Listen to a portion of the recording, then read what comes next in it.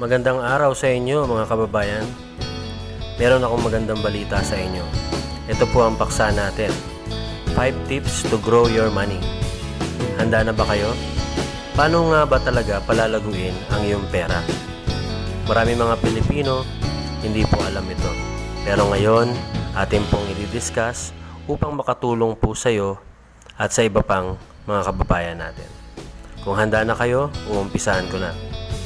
Una, sa 5 tips to make your money grow, magkaroon ng trabaho at negosyo. Unahin natin yung trabaho. Para magkaroon ka ng income, of course, kailangan mo magkaroon ng trabaho. Dahil dito manggagaling yung iyong pangkabuhayan. Dito manggagaling yung pera. Dito manggagaling yung pambayad mo ng bills, pambili mo ng pagkain at ng iyong mga pangangailangan. No?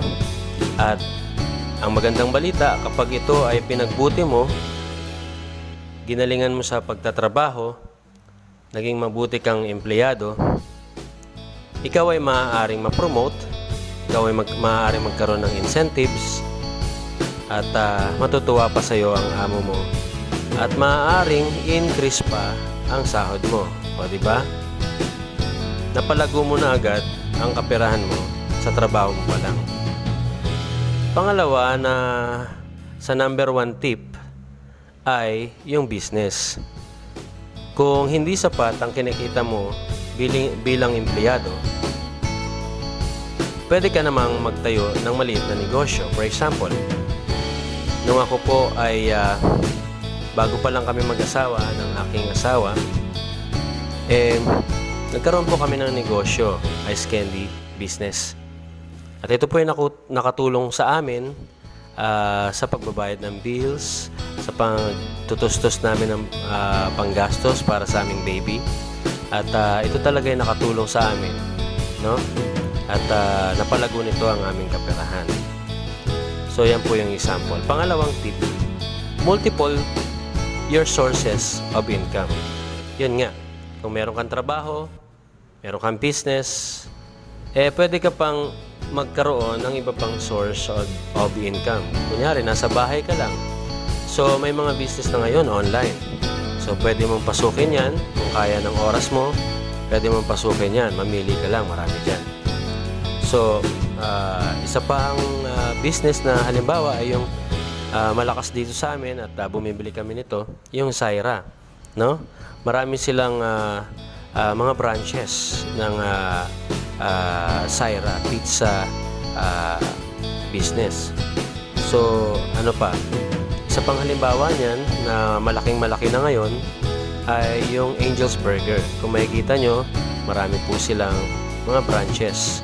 At yung mga franchise nito ay nakatulong talaga sa kanilang buhay. Yung isa pa nga napanood ko sa May Puhunan, yung isa sa mga empleyado nila ay meron ng 21 branches at maganda ng buhay ngayon. Pangatlong tip na gusto kong i-share sa iyo ay gumastos lamang ng below your income. Yan. Maraming mga Pilipino hindi alam ito, no? At yun nga, pagkasahod, gastos kagad, hindi na iniisip yung bukas. Hindi na umaabot tuloy sa susunod na sahod. Yung iba naman, happy-go-lucky, no? Sasamahan pa ng bisyo, so yun ang problema. So, ang dapat natin gawin para lumago yung ating kaperahan, gumastos lamang ng below your income, no? So, kung halimbawa ang income mo sa isang buwan ay 10,000, so, ang gagastusin mo lang doon ay 9,000. Kung income mo ay 20,000, ang gagastusin mo lang doon ay 18,000 or 15,000, no? So, makikita mo ang resulta. Gaganda ang takbo ng kaperahan mo, lalago ang iyong pera.